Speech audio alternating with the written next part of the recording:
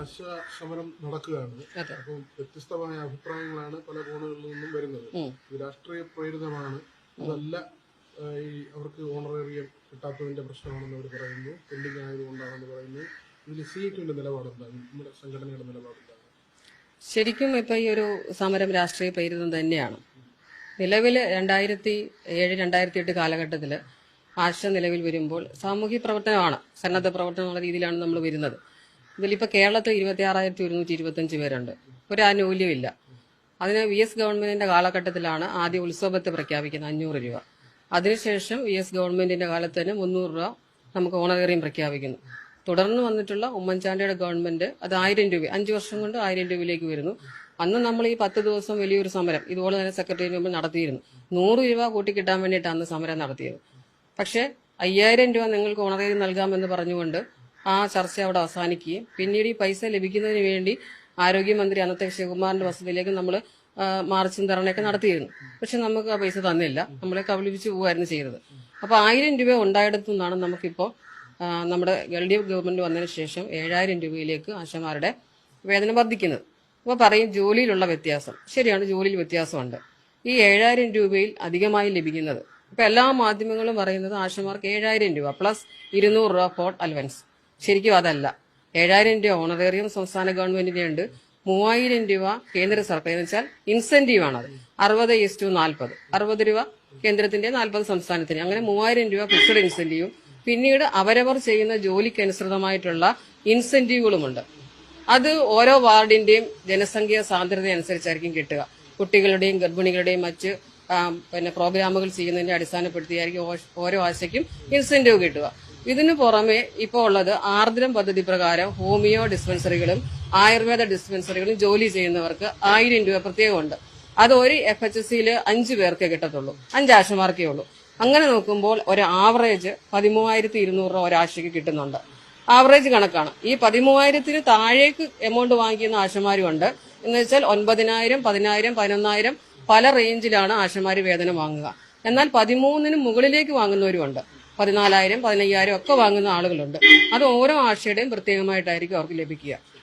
ഇപ്പോ CITUവിൽ എത്ര ആശമാരാണുള്ളത്? ഇപ്പൊ ഈ സമരം നടത്തുന്ന എത്ര പേരാണ്? ഇപ്പൊ CITUവിൽ 20,150 പേരാണ് അഫിലിയേറ്റ് ആണ്, നമ്മുടെ കൂടെയുള്ള ആളുകളാണ്.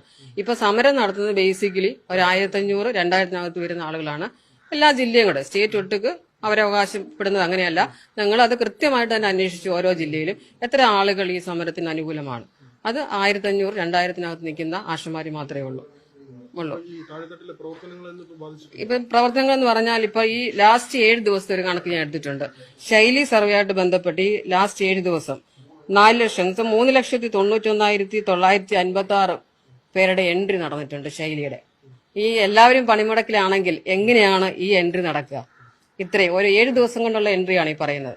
അപ്പൊ അത് അടിസ്ഥാനരഹിതമല്ലേ പറയുന്നത്? ഓണറേറിയം വർദ്ധിപ്പിക്കണം, കൂലി വർദ്ധിപ്പിക്കണം, ഇതെല്ലാം നമ്മൾക്ക് ആവശ്യം തന്നെയാണ്. പക്ഷെ ഇത് ആരാണ് നമുക്ക് തരേണ്ടത്? കേന്ദ്ര സർക്കാരല്ലേ. കേന്ദ്രത്തിന്റെ സ്കീമാണിത്. ശരിക്കും ഈ സമരം നടക്കേണ്ടത് പാർലമെന്റിന് മുമ്പിലാണ്. ഇപ്പൊ ഒരു ബഡ്ജറ്റ് കഴിഞ്ഞു, 1-ാം തീയതി, ഫെബ്രുവരി 1-ാം തീയതി. ഇതിനകത്ത് എന്താണ് ആശമാർക്ക് വേണ്ടി കൊടുത്തിട്ടുള്ള സംഭാവന? അല്ലെങ്കിൽ കഴിഞ്ഞ 10 വർഷക്കാലം നടന്നിട്ടുണ്ട്. അതിനു മുമ്പ് കേരളവും കേന്ദ്രവും UDF ഭരിച്ച ഒരേ സമയം ഭരിച്ചൊരു സമയമുണ്ട്. ആ സമയത്ത് ബഡ്ജറ്റിൽ എന്തുകൊണ്ട് ആശമാർക്കൊന്നും നീക്കി വെച്ചിട്ടില്ല? അല്ലെങ്കിൽ ഇതിനകത്ത് എല്ലാം പ്രശ്നത്തിന് പരിഹാരമാകും. രാജ്യത്ത് 10 ലക്ഷം ആശമാരുണ്ട്. ഇവരെ തൊഴിലാളികളായി അംഗീകരിച്ചാൽ ഈ 10 ലക്ഷം ആശമാരുടെയും പ്രശ്നം കഴിഞ്ഞു. എല്ലാ സ്റ്റേറ്റിലുള്ളവർക്കല്ലേ കിട്ടുക? അത് കേന്ദ്ര ഗവൺമെന്റ് ആണ് നടത്തേണ്ടത്. സ്റ്റേറ്റ് തരുന്ന 7,000 എന്ന് പറയുന്നത് ഇന്ത്യയിലെ ഏറ്റവും വലിയ ഓണറേറിയമാണ്. 6,100 ഉണ്ട്, 6,250 ഉണ്ട്, പല റേഞ്ചിലാണ് വരുന്നത്. ഇതാണ് ഇപ്പോഴത്തെ നിലവിലുള്ള ഓണറേറിയത്തിനെ സംബന്ധിച്ചും ഇൻസെന്റീവിനെ സംബന്ധിച്ചുള്ള കാര്യങ്ങൾ. കഴിഞ്ഞ വർഷത്തെ നമുക്ക് കിട്ടാനുണ്ട്. അല്ല, അത് ഇപ്പോ കേന്ദ്രത്തിൽ NK പ്രേമചന്ദ്രൻ ഒരു ചോദ്യം ചോദിച്ചപ്പോൾ മന്ത്രി പാർലമെന്റിൽ ലോക്സഭയിൽ വിശദീകരണം ആകെ കിട്ടാനുള്ളതിൽ 90% കൊടുത്തു കഴിഞ്ഞു. വളരെ കുറച്ച് തുക മാത്രമേ ലഭിക്കാനുള്ളൂ എന്നുള്ളൊരു കാര്യമാണ് കേന്ദ്ര സർക്കാർ പറയുന്നത്. അപ്പോ ഫണ്ട് വന്നു എന്നാണ് പറയുന്നത്. ശരിക്കും എനിക്ക് മാധ്യമങ്ങളോട് ചോദിക്കാനുള്ളത്, ഇപ്പൊ കഴിഞ്ഞ കുറെ ദിവസമായി എല്ലാവരും സെക്രട്ടേറിയറ്റിന്റെ മുമ്പിലുണ്ട്. 1 കിലോമീറ്റർ അപ്പുറത്തേക്ക് പോയ DHS ആണ്, ആ NHMന്റെ ഹെഡ് ഓഫീസാണ്. ആ ഓഫീസിൽ പോയിട്ട് കൃത്യമായിട്ട് ഡേറ്റ എടുക്കാമല്ലോ. ഒരാശയ്ക്ക് എത്ര രൂപ കിട്ടുന്നുണ്ട്, എത്ര രൂപ ശമ്പളം, എത്ര ഇൻസെന്റീവ്, ഇവരുടെ പ്രവർത്തനം എങ്ങനെയാണ്, ആരാണ് ഇതിന്റെ അതോറിറ്റി, എത്ര രൂപ ലഭിക്കാനുണ്ട് കേന്ദ്രത്തിൽ സർക്കാരത്ത്. ഇതെല്ലാം ഡീറ്റെയിൽസ് വളരെ നിസ്സാരമായിട്ട് എടുക്കാൻ പറ്റുന്ന ഒരു സാഹചര്യത്തിൽ നിന്നുകൊണ്ടാണ് മാധ്യമങ്ങൾ ഈ 11 ദിവസമായിട്ട് ഗവൺമെന്റിനെയും അതുപോലെ തന്നെ മറ്റുള്ള ആളുകളെയും ഇതിനകത്ത് നിൽക്കുന്ന ആശമാരെ അടക്കമാണ് ഈ ഒരു രീതിയിലേക്ക് നല്ല രീതിയിൽ ബുദ്ധിമുട്ടിക്കുന്ന രീതിയിലേക്ക് കാര്യങ്ങൾ കൊണ്ടുപോയിക്കൊണ്ടിരിക്കുന്നത്. പക്ഷെ ശരിക്കും കഴിഞ്ഞ വർഷത്തെ ഒരു മാസം നമുക്ക് 10 കോടി രൂപ വേണം ഇൻസെന്റീവ് കൊടുക്കാൻ വേണ്ടിയിട്ട്. ആ 10 കോടി ഒരു വർഷമാകുമ്പോൾ 120 കോടിയായി. ഈ കഴിഞ്ഞ വർഷത്തെ സാമ്പത്തിക വർഷം 2024-25 സാമ്പത്തിക വർഷത്തിലെ നയാ പൈസ നമുക്ക് കിട്ടിയിട്ടില്ല. ഇത് സംസ്ഥാന ഗവൺമെന്റ് ആണ് മെയിൻറ്റെയിൻ ചെയ്ത് നമുക്ക് തന്നുകൊണ്ടിരിക്കുന്നത്. ഇപ്പൊ നമുക്ക് കുടിശ്ശിയൊന്നുമില്ല, ഇപ്പൊ എല്ലാ പൈസകളും കിട്ടിക്കൊണ്ടിരിക്കുന്നു എന്നുള്ളതാണ് വസ്തുത. 1 മാസത്തെ ഡിസംബറിൽ വന്നു, ഇനിയിപ്പോ ജനുവരിയില് ഇന്നും നാളെയായിട്ട് വരും. അതിന് ഡേറ്റ ഈസിമാനകത്ത് എൻട്രി ചെയ്യുന്ന ഒരു താമസമായിരുന്നു. ഓരോ മാസം എൻട്രി ചെയ്തെങ്കിൽ നമുക്ക് അതിന്റെ വരുമാനം കിട്ടുകയുള്ളൂ. അത് ഉപാധിരഹിതം എന്നുള്ള രീതിയിലേക്ക് ജനുവരി മാസം മുതൽ വന്നിട്ടുണ്ട്. 5 ക്രൈറ്റീരിയ എന്നുള്ള രീതിയിലേക്ക് വന്നു. 10 എണ്ണത്തിൽ 5 എണ്ണം ചെയ്താൽ ഫുൾ പൈസ കൊടുക്കുക എന്നുള്ള രീതിയിലേക്ക് വന്നിട്ടുണ്ട്.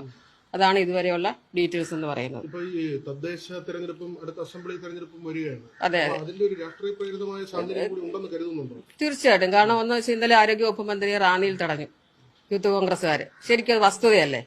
എന്താണ് ഇതിന്റെ വസ്തുതയെ സംബന്ധിച്ച് പഠിക്കാതെയും മനസ്സിലാക്കാതെയും ആണല്ലോ അവരത് ചെയ്യുന്നത്. അവരുടെ കാലഘട്ടത്തിൽ ഈ ആശുമാർ ഇവിടെ ഉണ്ടായിരുന്നു. ഒന്നും നൽകാൻ അവർ തയ്യാറായിട്ടില്ല. ആ സമയത്ത് കേന്ദ്രവും ഭരിക്കുന്നുണ്ട്, ഒന്നും നൽകിയിട്ടില്ല. ഇത് വരാൻ പോകുന്ന തെരഞ്ഞെടുപ്പിനെ മുൻനിർത്തിക്കൊണ്ട് ഗ്രാമങ്ങളിൽ എല്ലാ വീടുമായിട്ട് കോണ്ടാക്റ്റും അടുപ്പവുമുള്ള ആളുകളാണ് ആശുമാര്. ഈ വീടുകളിൽ എന്ന് വെച്ചാൽ അവരുടെ അടുക്കള വരെ എന്ന് വെച്ചാൽ ഉമ്മറം മുതൽ അടുക്കള വരെ ധൈര്യത്തോടെ കയറി ചെല്ലാൻ പറ്റുന്നവരാണ് ആശുമാര്. അപ്പൊ അവരെ ഉപയോഗിച്ചുകൊണ്ട് ഒരു രാഷ്ട്രീയ നാടകം കളിക്കുക എന്നുള്ളതാണ് മറ്റു രാഷ്ട്രീയ പാർട്ടികൾ ഉദ്ദേശിച്ചിട്ടുള്ളത്. ഇതിലിപ്പോ SUCI നേതാവിന്റെ ഭാര്യ ഈ സമരത്തിന് ലീഡ് ചെയ്യുന്നുണ്ട്. അവരാണ് ഇതിന് നേതൃത്വം നൽകുന്നത്. അതെ അതെ. അപ്പോ അവർക്ക് ആശയവുമായി ബന്ധമുണ്ട്. അവർ പറയുന്നത് അങ്ങനെയാണെങ്കിൽ ഓരോ സംഘടനയുടെ തലപ്പത്തിരിക്കുന്നവർ ആ ജോലി ചെയ്തിട്ടല്ല, ട്രേഡ് യൂണിയന്റെ ഭാഗമായിട്ട് വരുന്നു എന്നുള്ളതാണ്. എന്താണ് ഈ സമരത്തിന്റെ അങ്ങനെയുള്ള ഒരു സ്വഭാവത്തെ കുറിച്ച്? ശരിക്കും നമ്മളെ സ്കീം വർക്കർമാരാണ് ഇതിനകത്ത് തൊഴിലെടുക്കുന്ന. ഈ സ്കീം എന്ന് പറയുന്നത് പ്രത്യേകമാണ്. അതില് നേതൃത്വം വരുന്നവരെല്ലാവരും ആ സ്കീമിൽ പണിയെടുക്കുന്നവരാണ്. കാരണം സ്കീമിനെ സംബന്ധിച്ച് കൃത്യമായിട്ട് അതിന് വിവരം കിട്ടണമെന്നുണ്ടെങ്കിൽ അതിനകത്ത് തന്നെ നിൽക്കണം. കാരണം ഒരു 6 മാസം കൂടുമ്പോൾ ഇതിന്റെ പ്രക്രിയ മാറിക്കൊണ്ടേയിരിക്കും, ജോലിയുടെ സ്വഭാവം മാറും. എന്ന് പറഞ്ഞാൽ ഇപ്പൊ സ്റ്റേറ്റ് അല്ല കേന്ദ്ര ഗവൺമെന്റ് കുറേയധികം പണികൾ ഇങ്ങോട്ട് തരും. സീസൺ ജോലികളാണ്. അശ്വമേധം എന്ന് വെച്ചാൽ കുഷ്ഠരോഗ നിവാരണ യജ്ഞം, ശൈലി, ഇതെല്ലാം നമ്മൾ ചെയ്യേണ്ടതാണ്. ഇനിയിപ്പോ വരാൻ പോകുന്നു പൾസ് പോളിയോ. നാളുകളായി നമുക്കറിയാം പൾസ് പോളിയോ പ്രോഗ്രാം ഉണ്ടെന്ന്. അതിന് ഇന്ന് വരെ ആരും തിരക്കിയിട്ടില്ല. ഒരു ദിവസം 75 രൂപയാണ് തരുന്നത്. അപ്പൊ 3 ദിവസം ആകുമ്പോൾ എത്ര രൂപയാണ് ഈ ഫീൽഡിൽ വീട് കയറി അതിന്റെ മാർക്ക് ചെയ്ത് പോകണമെങ്കിൽ ഒരു ദിവസം 75 രൂപ വെച്ചാണ് കിട്ടുന്നത്. അപ്പൊ ഇതെല്ലാം നാഷണൽ പ്രോഗ്രാമാണ്. ഫാമിലി പ്ലാനിങ്ങിന്റെ മെത്തേഡുകൾ ഇതെല്ലാം കേന്ദ്ര ഗവൺമെന്റിന്റെ സ്കീം അനുസരിച്ചാണ് ആശുമാർ ചെയ്തുകൊണ്ടിരിക്കുന്നത്. അത് വ്യത്യാസപ്പെടും ഓരോ വർഷം കൂടുന്തോറും. അപ്പൊ ഈ ജോലികളെ സംബന്ധിച്ച് കൃത്യമായിട്ട് അറിയണമെങ്കിൽ ഈ സ്കീമിനകത്ത് നിൽക്കുന്ന ആളുകൾക്കേ പറ്റുള്ളൂ, പുറത്തുനിന്ന് ഒരാൾക്ക് പറ്റില്ല.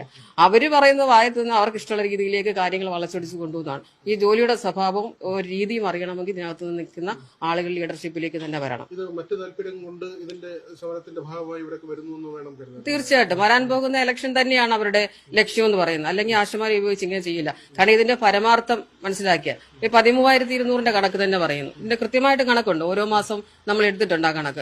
കൃത്യമായിട്ട് ഈ നല്ല തുക കിട്ടുന്ന ആളുകളുണ്ട്.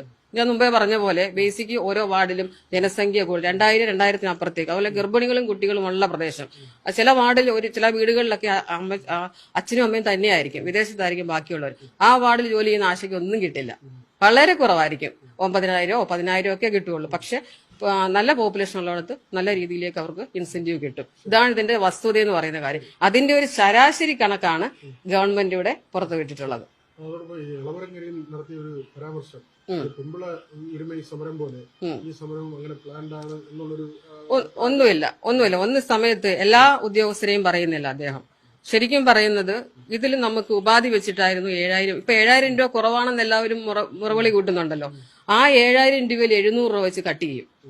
ഇപ്പൊ നിശ്ചിത ഒരു പരിപാടി നടത്താൻ പറ്റിയില്ല, അവർ ഹോസ്പിറ്റലിലാണ്, അല്ലെ അസുഖമാണ്, മരണമാണ്, എന്തെങ്കിലും സാഹചര്യത്തിൽ ഈ ഒരു ജോലി ചെയ്യാൻ കഴിഞ്ഞില്ലെങ്കിൽ 700 രൂപ വെച്ച് ബന്ധപ്പെട്ട സ്റ്റാഫ് അത് വെട്ടിക്കുറയ്ക്കും. ആ നിലപാടിനെയാണ് അദ്ദേഹം പറഞ്ഞിട്ടുള്ളത്. ആ നിലപാട് തിരുത്തണമെന്നാണ് പറഞ്ഞിട്ടുള്ളത്. അല്ലാതെ കണ്ട് ഈ കേരളത്തിലെ സമരത്തിനെ അങ്ങനെ അദ്ദേഹം വിശേഷിപ്പിച്ചു എന്നുള്ളതാണ്. പെമ്പിള ഒരുമ സമരം എന്ന തരത്തിലാണ് ഇപ്പോൾ നടക്കുന്ന ഒരു സമരം എന്ന നിലയിൽ അദ്ദേഹം പറഞ്ഞു. അല്ലെങ്കിൽ ആ ലേഖനത്തിൽ അദ്ദേഹം പറയുന്നത് അങ്ങനെയെന്നാണ്. ഇല്ല അങ്ങനെ പറഞ്ഞിട്ടില്ല. ഇല്ല അങ്ങനെ ഒരിക്കലും പറഞ്ഞിട്ടില്ല. നമ്മുടെ ശമ്പളം വെട്ടിക്കുറയ്ക്കുന്നതുമായി ബന്ധപ്പെട്ടുള്ള ഈ കുറച്ച് ഉള്ള ശമ്പളത്തിൽ നിന്ന് വീണ്ടും വെട്ടിക്കുറയ്ക്കുകയാണ്. എന്നാൽ ഈ അതർ ജോലികൾ ഒരുപാട് ആശുമാരെ കൊണ്ട് ചെയ്യിപ്പിക്കുന്നുണ്ട്. ഇപ്പൊ സമരത്തിന് വരുന്ന ആളുകൾ പറഞ്ഞു ഞങ്ങൾക്ക് 24 മണിക്കൂർ തികയുന്നില്ല. എന്താണ് ഇതിന്റെ വാസ്തവം? ശരിക്കും 10 ദിവസമാണ് ആശുമാരുടെ 8 മണിക്കൂർ ജോലി എന്ന് പറയുന്നത്. പക്ഷേ ഓൺലൈൻ സംവിധാനം വന്നതുകൊണ്ട് രാത്രി സമയങ്ങളിൽ എന്തെങ്കിലും ഡേറ്റ ആവശ്യം വന്നാൽ ശരിക്കും ആശയോട് ചോദിക്കും എന്താണെന്നുള്ളത്. അത് വേറൊരു കാര്യം. പക്ഷെ ഈ 10 ദിവസം കഴിഞ്ഞാൽ ഒരാശയുടെ സമയമാണ്. ഞാൻ എപ്പോ ഫീൽഡിൽ പോകണം, എപ്പോ ഡേറ്റ എടുക്കണം, ഇതെന്റെ സമയമാണ്. ആ മാസത്തിൽ എന്റെ സമയം അനുസരിച്ച് ജോലി ചെയ്യാനുള്ള സ്വാതന്ത്ര്യം എനിക്കുണ്ട്. പക്ഷെ ഈ 30 ദിവസം പോയി ഓഫീസിൽ പോയി രാവിലെ ഒപ്പിട്ടോ അങ്ങനെ ഒരു ജോലി ആശയ്ക്കില്ല. ഈ 10 ദിവസമേ ഉള്ളൂ. ബാക്കി 20 ദിവസം തങ്ങളുടെ യഥേഷ്ടമാണ്. അതാണ് ഈ ആശയെ സംബന്ധിച്ചുള്ള ജോലിയുടെ വർക്ക് എന്ന് പറയുന്നത്. ഇപ്പൊ ശൈലിയുടെ കാര്യം പറഞ്ഞല്ലോ, അതുപോലെ വർക്ക് ഇപ്പോ ഈ കഴിഞ്ഞ ആഴ്ചയിൽ നടന്ന മറ്റ് വർക്കുകൾ ഏതെങ്കിലും ഉണ്ടോ? അതിന്റെ കണക്കുകൾ മറ്റോ ഉണ്ടോ? നടന്നു എന്ന് പറഞ്ഞതിന്റെ ഇപ്പം നമുക്ക് ബേസിക്കലി ഈ സർവേ ആണ് നടക്കുന്നത്. ബാക്കിയെല്ലാം മന്ത്രി നമ്മുടെ ഫീൽഡിൽ നടത്തേണ്ട. അതിങ്ങനെ ഡേറ്റ് ആയിട്ട് വരില്ല. അത് എല്ലാ മാസവും ക്ലോസ് ചെയ്യും. എല്ലാം നടക്കുന്നുണ്ട്.